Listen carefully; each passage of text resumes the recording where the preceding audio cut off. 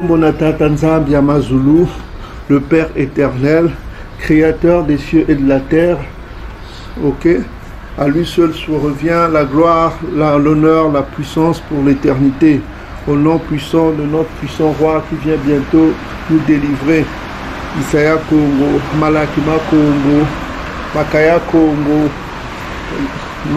Malakima Kembo, notre puissant roi qui vient bientôt délivrer le dispersé de son peuple qui sont dispersés au-delà des fleuves de couche, comme c'est écrit dans le coma, notamment dans Ésaïe chapitre 18 verset 1 à 7, dans Sophonie chapitre 3 verset 10 à 20 et dans d'autres écritures qui vient rassembler son peuple, comme c'est écrit dans Sophonie chapitre 3 verset 20, et ramener les dispersés de son peuple parmi les nations, dans Sophonie, toujours Sophonie chapitre 3 verset 20. Les promesses sont pour ce peuple qui est dispersé au-delà des fleuves de l'Éthiopie. Romains chapitre 9, versets 3 à 5. Toutes les promesses de la Bible, ce n'est que pour ce peuple. Romains chapitre 9, versets 3 à 5. Voilà. Que Yakongo bénisse les élus de son peuple et que Yakongo règne. Voilà. Salam à tous les frères et sœurs Bantou, partout où vous êtes. Votre frère revient encore aujourd'hui pour vous donner un peu de nourriture spirituelle avec le coma de Bankaka, la sagesse de Bankaka, comme c'est écrit ici dans le livre apocryphe de Benan Sila. Nous sommes au chapitre 18 aujourd'hui. Que Tatanzambi, que l'Esprit Congo nous guide afin de vous instruire de tout ce qui est écrit. Alors nous sommes dans Benan Sila chapitre 18. Aujourd'hui on nous apprend quoi? Que celui qui vit éternellement a tout créé sans exception. C'est le Père suprême, Tatanzambi et tout. Il a créé sans exception. Verset 2. Tatanzambi seul est juste. Tatanzambi seul est juste. Donc voilà quoi. Tatanzambi seul est juste. Ça veut dire qu'il est le seul à être bon. Il est le seul à être dans la perfection. Voilà quoi. Soyez parfaits comme votre Père qui est aux cieux est parfait. Voilà, toi, ça c'est expliqué dans 1 Samuel chapitre 2 verset 2, dans le psaume chapitre 145 verset 8 à 9, mais surtout dans le livre de Marc chapitre 10 verset 18 qu'on va découvrir avec vous. On va aller dans Marc chapitre 10 verset 18 qui confirme cela dans le Nouveau Testament. Voilà, on va aller dans Marc chapitre 10 verset 18, mes bien-aimés frères et sœurs. Alors, Marc chapitre 10, Makaya chapitre 10, verset 18. On dit ceci. Isaïe lui dit, pourquoi m'appelles-tu bon? Il n'y a de bon que Tatanzambi seul. Il n'y a de bon que Tatanzambi seul. Donc ça c'est confirmé aussi dans Matthieu chapitre 19, verset 17. Il n'y a de bon que Tatanzambi seul. Donc dans Marc chapitre 10, verset 18, on nous apprend qu'il y a de bon que Tatanzambi, le Père suprême. Donc ici, dans Makaya, chapitre 10, verset 18, on nous confirme que seul Tatanzambi est bon, seul Tatanzambi est juste. Voilà quoi, c'est seul Tatanzambi qui est parfait. Ok, mes bien-aimés frères et sœurs. Donc il y a d'autres écritures qui confirment cela. Mais pour aujourd'hui, on nous apprend que celui qui est bon, c'est Tatanzambi. Lui seul est bon. Ok? Voilà. Ok, donc, bien aimés frères et sœurs, il y a encore d'autres écritures pour voir qu'il n'y a que seul Tatanzambi qui est juste, ça veut dire Thomas, qui est bon. On va voir Matthieu chapitre 5, 48, parce que bon, ça veut dire Thomas, ça veut dire juste, ça veut dire, voilà quoi, tout ce qui est parfait. Donc, voilà quoi, il n'y a que Tatanzambi qui est juste, qui est bon. Matthieu chapitre 5, verset 48, confirme cela, que seul Tatanzambi est juste et bon et parfait. On dit ici, afin que vous soyez fils de votre Père qui est dans les cieux, car il fait lever son soleil sur les méchants et sur les bons. Voilà quoi. Donc pourquoi Tatanzambi est juste, pourquoi Tatanzambi est bon? Là, nous avons Isaiah Congo qui nous donne la révélation pour nous faire comprendre pourquoi Tata Nzambi est bon, pourquoi Tata Nzambi est juste, pourquoi Tata Nzambi est parfait. Parce qu'il dit ici que afin que vous soyez fils de votre Père qui est dans les cieux, car il fait lever son soleil sur les méchants et sur les bons. Il fait pleuvoir sur les justes et sur les injustes. Ok? Donc voilà quoi. Donc on répète. Ok? Voilà quoi. Afin que vous soyez fils de votre Père qui est dans le cieux, car il fait lever le soleil sur les méchants, sur les bons, il fait pleuvoir sur les justes et sur les mauvais. Donc voilà, verset 48, verset 45 dit pourquoi Tata Nzambi est parfait, pourquoi Tata Nzambi est bon. Maintenant, verset 48, on va entendre ce que Isaiah va dire. Soyez donc parfaits comme votre Père céleste est parfait, c'est-à-dire juste, bon. Ok? Comme le livre de Marc, chapitre 10, verset 18 le confirme, et Matthieu, chapitre 19, verset 47.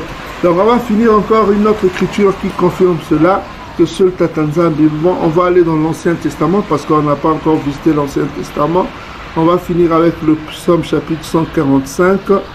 Alors, psaume 145 qui confirme cela, que seul Tata Nzambi est bon et parfait, comme nous venons de lire dans Matthieu chapitre 5, verset 48 et 45. Et nous avons confirmé cela dans Marc chapitre 10, verset 18. Et on n'a pas lu Matthieu chapitre 19, verset 17 aussi, qui confirme la même chose. Donc nous allons dans toujours dans voilà, psaume chapitre 45. Voilà, nous sommes dans le psaume chapitre 45. On dit ici Tata Nzambi est miséricordieux et compatissant, lent à la colère et plein de bonté, c'est-à-dire qu'il est bon, plein de justice, quoi, plein de bonté. On dit que verset 9, Tata Nzambi est bon envers tous. Pourquoi? Parce qu'il fait pleuvoir la pluie sur les méchants et sur le bon. Il lève son soleil sur les bons et les justes et les injustes. On vient de le lire dans Matthieu chapitre 5, verset 45. C'est pourquoi il est parfait, Matthieu chapitre 5, verset 48. Ici, on répète la même chose. Psaume chapitre 145, verset 8 à 9. On dit que Tata Nzambi est miséricordieux et compatissant, lent à la colère et plein de bonté. Tata Nzambi est bon envers tous et ses compassions s'étendent sur toutes ses œuvres. Ok? Voilà. Donc, mes bien-aimés frères et sœurs, on reprend dans Benan Sila. On dit ceci, verset 1, chapitre 18. On dit ceci, celui qui vit éternellement a tout créé sans exception. Tata Nzambi seul est juste. Tata Nzambi seul est juste. Juste, ça veut dire celui qui est bon, celui qui est parfait. Ok? Cela a été confirmé dans 1 Samuel chapitre 2, verset 2. Psaume chapitre 145, verset 8 à 9. Matthieu chapitre 19, verset 19, verset 17. Et celui qu'on vient de lire, Marc chapitre 10, verset 18. Et dans Matthieu chapitre 5, verset 45. Et Matthieu chapitre 5, verset 48, qui confirme que seul Tata Nzambi est bon. Ok? Vous avez d'autres écritures que vous pouvez lire chez vous. Dans Jacques chapitre 1, verset 17, le confirme aussi. Ok? Voilà quoi. Donc, on continue. On dit ceci. Il a donné à personne de raconter ses œuvres. Qui pourra découvrir ses grandeurs? Ok? Qui pourra découvrir ses grandeurs? Verset 4. Qui exprimera la toute-puissance de sa majesté? Et qui encore redira ses miséricordes? Verset 5. Rien à diminuer, rien à ajouter. Impossible de pénétrer les merveilles de Tata Nzambi. Donc, impossible pour l'homme de connaître les merveilles de Tata Nzambi. Ok? Personne ne peut connaître, personne ne peut voir Tata Nzambi sans avoir un corps angélique.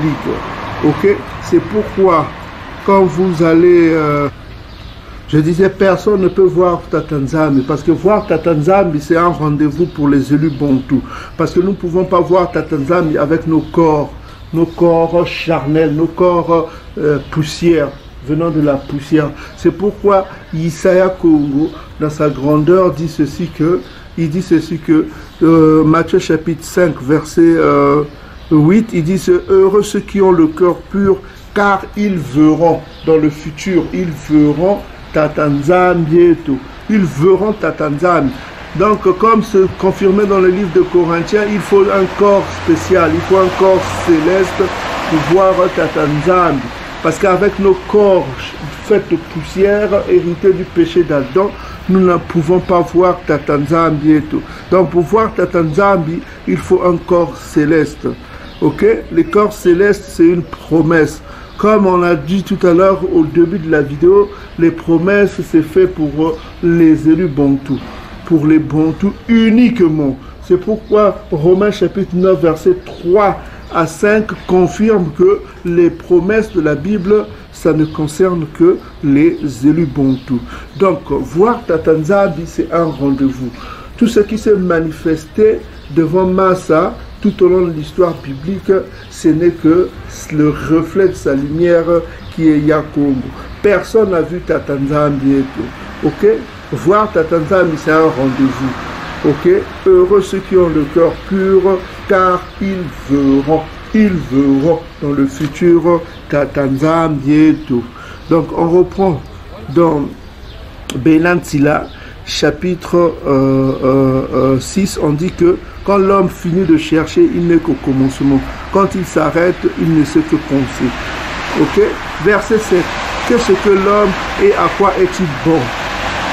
Quel est son bonheur et quel est son malheur? Donc cette question pour savoir qu'est-ce que l'homme a été posée par l'Esprit Congo dans beaucoup d'écritures. Donc on va examiner quelques écritures qui définissent qu'est-ce que l'homme. Ok? Quelle est la valeur de l'homme? Verset 8, on dit que le nombre des jours de l'homme est au plus de 100 ans. Ok? Le temps de l'homme est compté, comme on l'a vu dernièrement dans le chapitre 17 qu'on a déjà breakdown. On nous dit que le temps de l'homme sur terre est limité.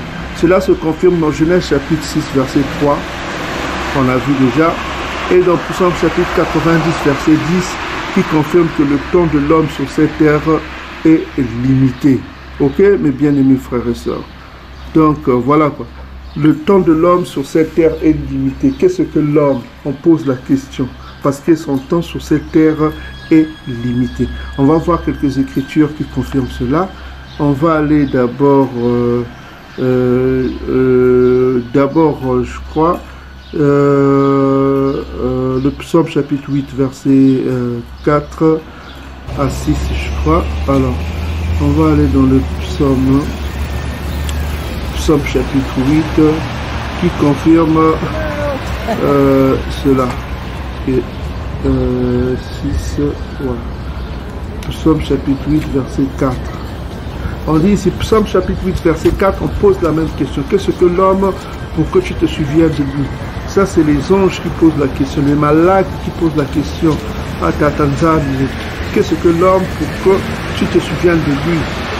Et le Fils de l'homme pour que tu prennes garde à lui. Tu l'as fait de peu inférieur à Tata Nzambi. Et tu l'as couronné de gloire et de magnificence. Tu lui as donné la domination sur les œuvres de tes mains. Et tu as tout mis sous ses pieds. Donc on pose la question, qu'est-ce que l'homme pour que tu t'attardes sur lui? Ok? Et puis il y a encore, je crois, un psaume 144, verset 3 aussi, dit la même chose. Ok? Psaume 144. Non, 144, verset 3. Non, ça c'est 143. Autant pour moi, désolé. 144, verset 3. C'est 144, verset 3. On dit que Tata Nzambi, qu'est-ce que l'homme pour que tu le connaisses? Le Fils de l'homme pour que tu prennes garde à lui. Ok? L'homme est semblable à un souffle et ses jours sont comme l'ombre qui passe. Ok? Donc on voit que le temps de l'homme sur cette terre est limité. Genèse chapitre 6, verset 3, Psaume chapitre 90, verset 10. Et ici, on confirme la même chose que Benan Silla pose, la même question que Benan Silla pose. Et il y a d'autres écritures qui confirment cela. Hébreux chapitre 2, verset 6 à 8. Ésaïe chapitre 40, verset 17 confirme cela. Le temps de l'homme est limité. À quoi sert l'homme? Donc voilà. On reprend ici dans Benan Silla chapitre 18, verset 7. Qu'est-ce que l'homme? À quoi est-il bon? Quel est son bonheur et quel est son malheur? Le nombre des jours de l'homme est au plus de 100 ans. Donc son temps est limité sur cette terre, comme le confirme Genèse chapitre 6, verset 3 et Psaume chapitre 90, verset 10. Verset 9. Comme une goutte d'eau prise dans la mer et comme un grain de sable, ainsi c'est quelques années au jour de l'éternité. Donc on ne peut pas comprendre quelques années dont bénéficie l'homme, comme le confirme Genèse chapitre 6, verset 3 et Psaume chapitre 90, verset 10. Voilà quoi. Ces jours sur terre, ce n'est pas comparable aux années et aux jours de l'éternité dont bénéficient les Malaki et lui-même l'autorité suprême Tatanza bientôt et le fils Malaki Mako. Donc il n'y a pas de comparaison à faire avec l'homme qui ne bénéficie pas de l'éternité, quoi. Ok? Verset 10. C'est pourquoi Tatanzambi est patient à l'égard des hommes. Donc c'est pourquoi Tatanzambi est patient à l'égard des hommes à cause de leur temps limité sur cette terre. Écoutez attentivement ce qui va se dire, ce que l'Esprit Congo va manifester dans ce chapitre. Il dit que c'est pourquoi Tatanzambi est patient à l'égard des hommes, parce que leur temps sur cette terre est limité. Ok, ils ne sont que des pèlerins comme nous avons dit. Voilà. C'est pourquoi Tatanzambi est patient à l'égard des hommes. Il répand sur eux sa miséricorde. C'est pourquoi grande est la miséricorde de Tatanzambi. Pourquoi, verset 11 va le confirmer, il voit et il reconnaît que leur fin est déplorable. La fin de l'homme est déplorable. Ok? C'est pourquoi il est libéral à pardonner. Ok? Voilà quoi. Tatanzambi pardonne parce qu'il voit la fin de tout homme est déplorable. Ok? Voilà quoi.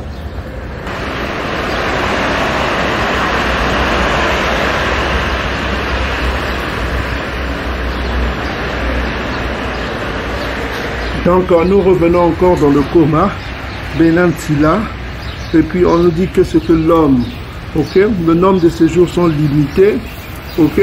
Verset 10, c'est pourquoi Tatanzambi est patient à l'égard des hommes. Il reprend sur eux sa miséricorde.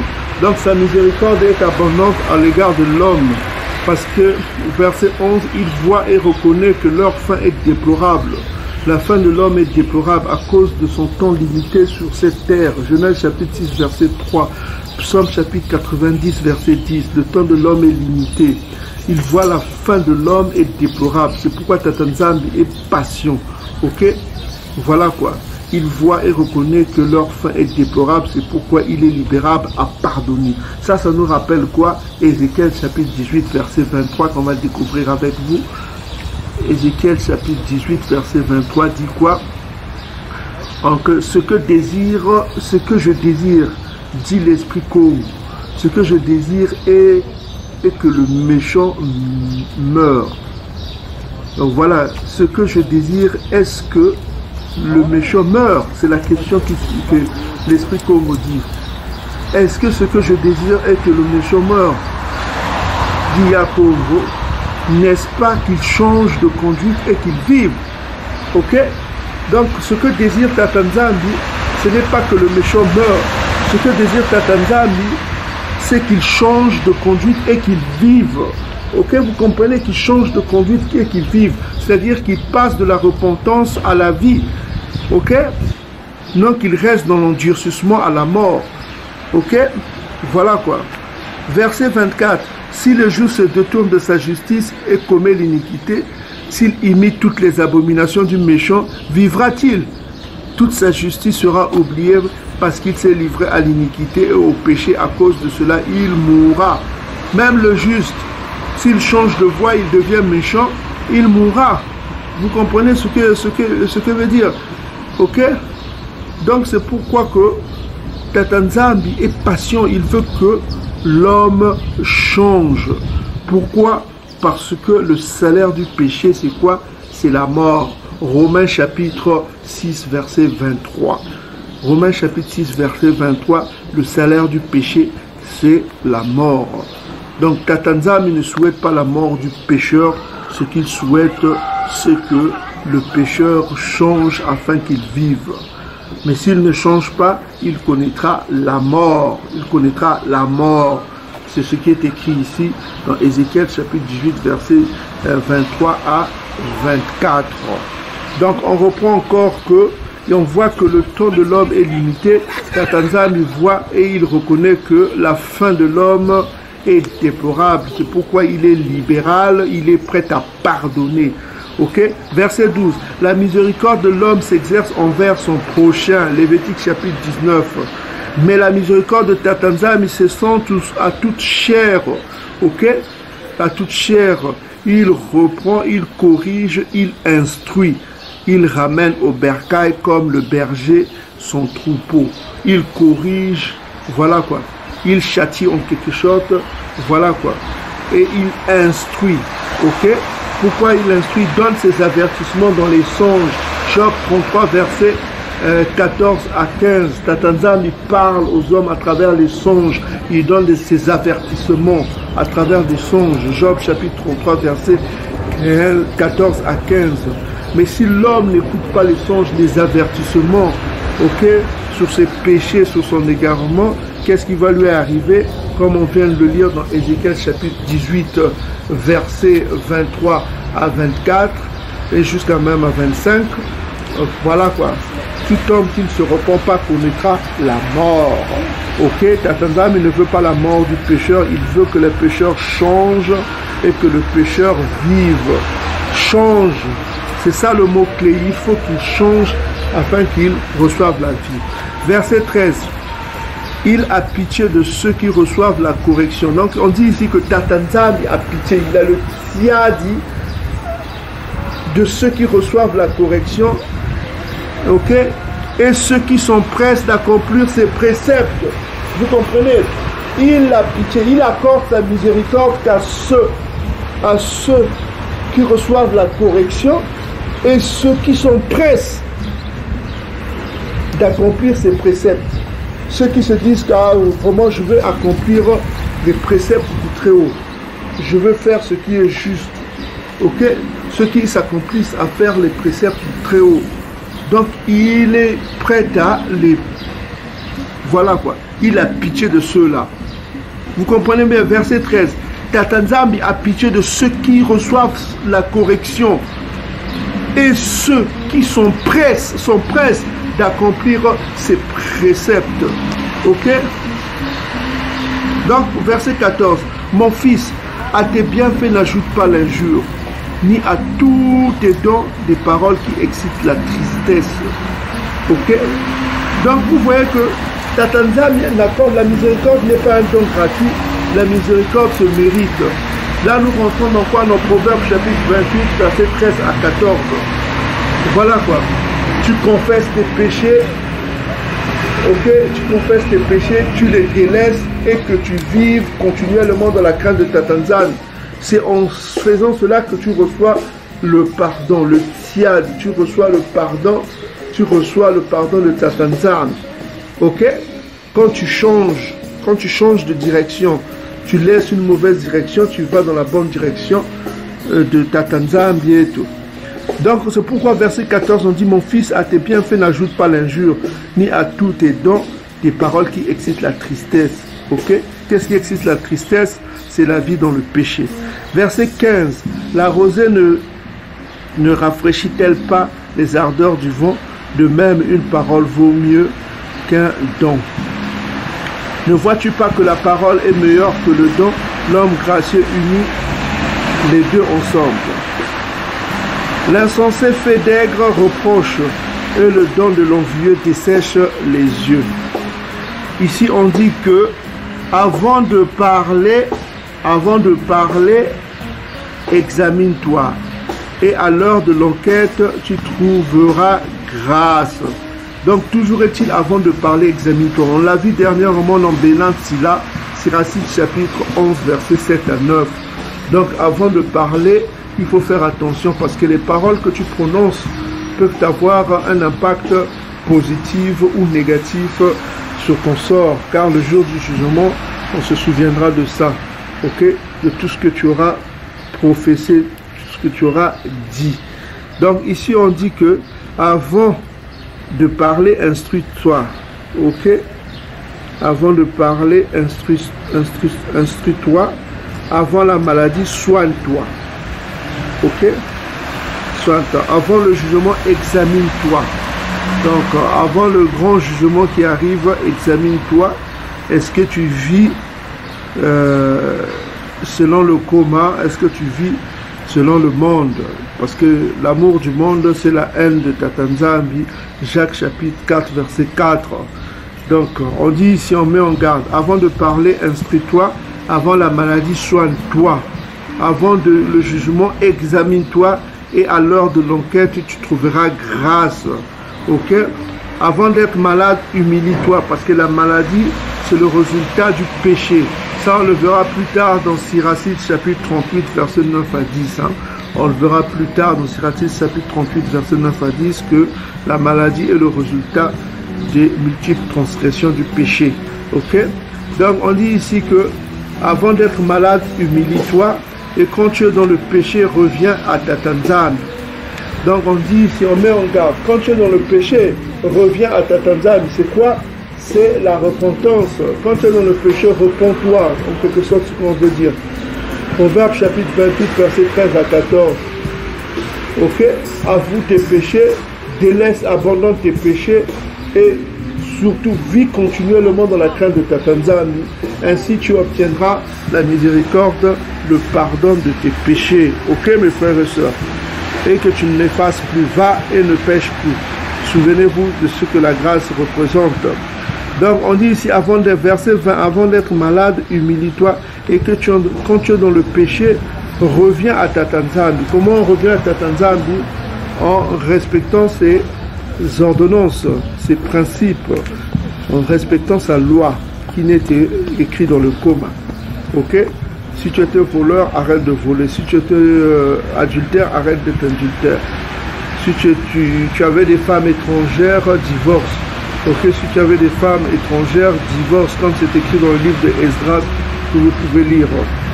Voilà, le divorce est permis quand on est avec une femme étrangère. Divorce. Ok? Si tu étais méchant, sois bon. Donc, verset 21, on dit ceci, que rien ne t'empêche d'accomplir ton vœu dans le temps voulu. Et n'attends pas jusqu'à la mort pour t'acquitter. Donc, il ne faut pas que tu attendes jusqu'à la mort pour te repentir, hein, parce que la mort peut te frapper tout à coup.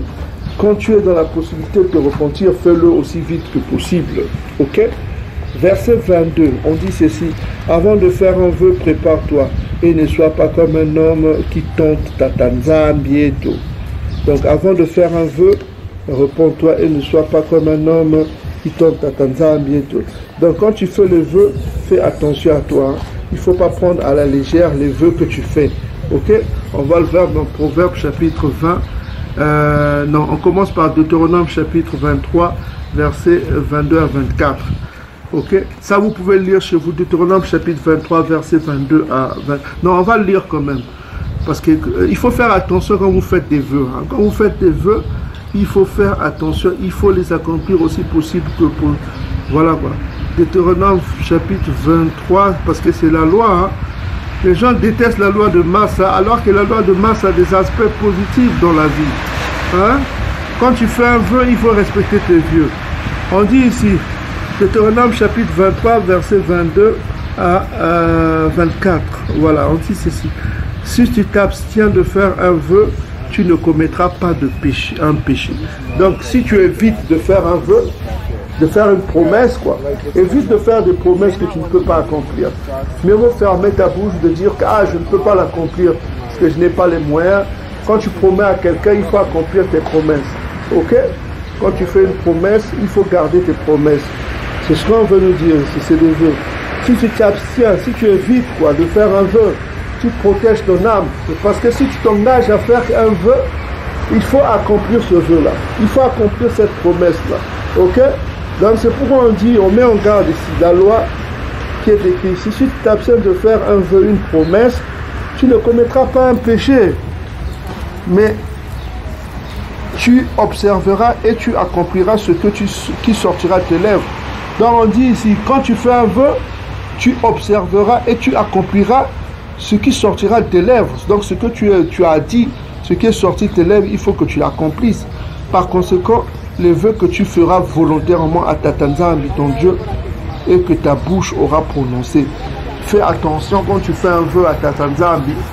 Ok, tu dis que tu arrêtes cela, tu arrêtes de faire des choses.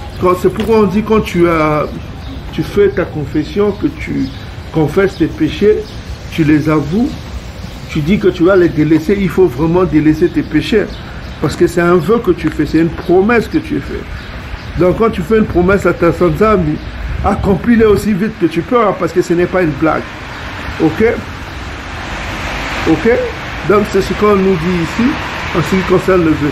Mais une autre écriture qui est parfaite aussi, c'est, je crois, Proverbe chapitre 20, verset 25, qui va nous donner un peu l'idée. En ce qui concerne les promesses, quand vous faites des promesses, accomplissez vos promesses. C'est le but de cette... Voilà quoi. Proverbe chapitre 20, verset 25, on va le découvrir, on dit ceci. C'est un piège pour l'homme que de prendre à la légère un engagement sacré et de ne réfléchir qu'après avoir fait un vœu. Après avoir fait un vœu. Donc, après avoir fait une promesse. C'est un piège pour l'homme. Tu prends un engagement sacré et que tu regrettes en plus. Ah merde, je l'ai fait à la légère. C'est un engagement. Bah, il faut que tu tiennes ton engagement. Parce qu'il faut que tu continues dans ton engagement, parce que tu as fait une promesse et il faut que tu accomplisses cette promesse. Parce que ça sera un piège pour toi. Hein? Parce qu'il faut faire attention, comme on l'a dit, on vient de le lire dans Deutéronome chapitre 23, verset 22 à 23. Ok? Deutéronome 23, verset 22 à 23, nous met en garde en ce qui concerne le vœu.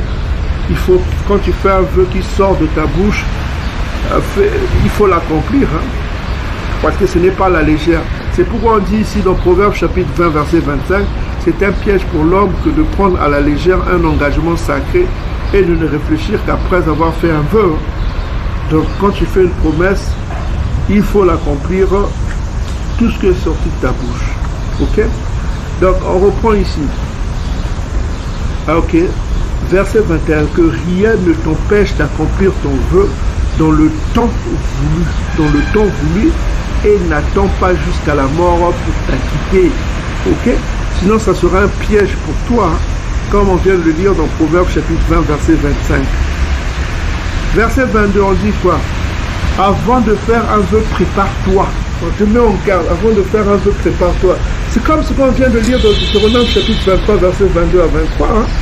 Avant de faire un vœu, une promesse, prépare-toi.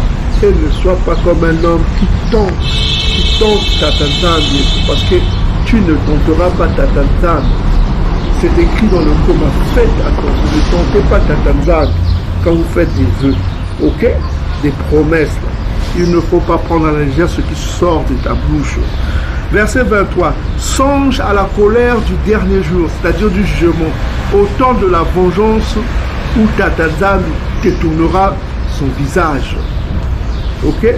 À travers Jacob, son exécuteur. Son exécuteur, c'est Jacob. Psaume chapitre 2, versets 11 à 12. Faites attention au fils, car sa colère est terrible. Verset 24. Au temps de l'abondance, quand tu as beaucoup, pense au temps de la faim, afin que tu sois sage dans tes décisions, tout ça. Au jour de la richesse, pense à la pauvreté, à la disette, afin que tu gères bien ton argent. Verset 25. Du matin au soir, le ton change. Ainsi, tout changement est rapide devant Tatanzambi. Verset 26. L'homme sage est en toutes choses sur ses gardes. Au jour de péché, il se préserve de la faute. Ok? Verset 27. Tout Tout homme sensé connaît la sagesse et rend hommage à celui qui l'a trouvé. Il faut rendre hommage à ceux qui ont trouvé le coma, la sagesse de Tatanzam. Verset 28. Ceux qui saisissent les discours des sages sont eux-mêmes des sages. Ils font pleuvoir des maximes parfaites. Donc, ceux qui saisissent, qui comprennent les discours des sages sont eux-mêmes sages, des sages. Et après, ils font pleuvoir des proverbes, des maximes parfaits. Ok? Verset 29. Ne te laisse pas aller à tes convoitises. Ne sois pas esclave de tes désirs, de tes convoitises. Et garde-toi de tes désirs. Verset 30. Si tu accordes à ton âme la satisfaction de tes convoitises, elle fera de toi la risée de tes ennemis. Donc il ne faut pas être esclave de tes désirs, de tes convoitises, parce que tu risques d'être la risée de tous ceux qui te détestent. Ok? Au premier lieu, les lotis, et tout ça, tous ceux qui ont la haine pour toi. Verset 31. Ne mets pas ta joie dans l'abondance de la bonne chair. Ok? L'abondance de la nourriture, tout ça. Et ne lie pas société avec elle. Ok. Verset 32, enfin. Ne t'appauvris pas en donnant des banquets avec de l'argent emprunté. Quand tu n'as rien dans ta bourse, ok? Quand tu n'as rien dans ta bourse, ne va pas emprunter l'argent pour faire des fêtes, pour boire, pour manger, tout ça comme ça. Alors que ce n'est pas ton argent et que tu as le devoir, selon toujours les promesses, de rembourser cet argent, de rendre l'argent d'autrui, parce que tu as pris un crédit, tu es devenu esclave, parce que celui qui emprunte est l'esclave de celui qui prête. Ok? Tu es d'abord esclave. Avec cet argent, ne va pas faire des banquets, des fêtes, de satisfaire tes désirs, comme on vient de le dire, d'être esclave de tes désirs en satisfaisant tes désirs, en faisant des banquets pour manger, ok? Pour des choses futiles. Voilà quoi. Tu prends pas un crédit pour ça, pour quelque chose voilà, qui te donne la futilité. Donc ce que tu dois faire avec cet argent, ce n'est pas pour faire des banquets, pour faire des fêtes, pour nourrir ta chair. Souviens-toi toujours que voilà, cet argent, tu dois le rembourser selon toujours les vertus de la promesse qu'on vient de lire dans Deutéronome chapitre 23, verset 22 à 23, et surtout dans Proverbes chapitre 20, verset 25. Quand tu fais une promesse, il faut que tu l'accomplisses. Ok? Donc, bien aimés frères et sœurs, le coma nous a encore enseigné beaucoup de choses. Aujourd'hui, nous avons découvert que la puissance de Tatanzam, c'est sa justice. La puissance de Tatanzam, c'est sa miséricorde. Mais sa miséricorde n'est accordée qu'à ceux qui sont prêts de changer leur vie, de passer du pécheur au bon, de passer du pécheur à l'obéissant. Ok? Quand tu es récalcitrant à la parole de Tatanzam, tu deviens ennemi de Tatanzam. Tatanzam te déteste. Mais quand tu te convertis, tu changes, tu deviens ami de Tatanzam, tu deviens enfant de Tatanzam, plutôt enfant de Tatanzam, parce que tu es obéissant et tu reçois de Tatanzam les bienfaits de Tatanzam. Ok? Donc nous avons compris que nos vies sur cette terre, notre temps sur cette terre est limité. Aussi la bonté de Tatanzam se manifeste pour nous accorder le temps de la repentance. Mais le temps de la repentance, dans ce temps de repentance, nous devrons vite faire pour accomplir cette repentance afin d'être épargnés de la mort. Ok, mes bien-aimés frères et sœurs. Et puis qu'est-ce que nous avons appris dans ce passage? Quand on fait des promesses, il faut les accomplir. Ok? La promesse est sacrée, il faut vite les accomplir afin de ne pas tomber dans un piège, le piège du péché mortel. Donc, soyez bénis, bien-aimés frères et sœurs, que le coma demeure dans vos vies, que le coma vous aide à être des hommes justes aux yeux de Tatanzam, parce que nous avons lu tout à l'heure, soyez parfaits comme votre Père céleste est parfait. Matthieu chapitre 5, verset 48. Donc, bien-aimés frères et sœurs, Le coma nous a appris encore quelque chose aujourd'hui. Gardez-le, partagez-le à tous vos bien-aimés frères et sœurs. Soyez bénis, Beluka à tous. Salama, au nom puissant de Malakima Kongo, Matongo.